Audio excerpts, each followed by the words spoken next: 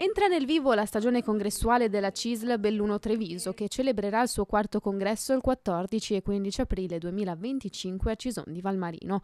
Sono in pieno svolgimento le assemblee nei luoghi di lavoro e nelle leghe dei pensionati, movimenti informativi e di confronto che precedono i congressi delle federazioni di categoria.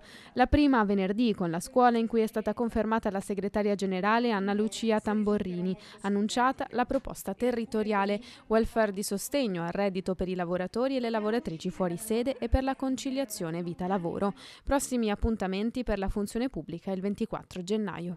Un momento molto importante di partecipazione, i congressi, perché interesseranno gli oltre 90.000 iscritti e daremo la possibilità ai delegati che li rappresenteranno appunto di partecipare e fare il punto sull'andamento della CISL degli ultimi anni, ma soprattutto programmare i prossimi 4 anni. Tanti infatti i temi sul tavolo per i prossimi anni. La glaciazione demografica, con la diminuzione dei residenti, una popolazione che invecchia sempre più nelle nostre province, con il rischio appunto di mancanza di manodopera, ormai una certezza, la mancanza di manodopera che rischia di mettere in discussione lo stato sociale così come lo conosciamo, pensioni, sanità. L'impegno di CISL per il territorio. Rilanciare con forza l'attrattività dei nostri territori con nuovi servizi, dai trasporti alla casa e quant'altro. Quindi le sfide che ci attendono sono tante, lo faremo appunto nel corso del congresso.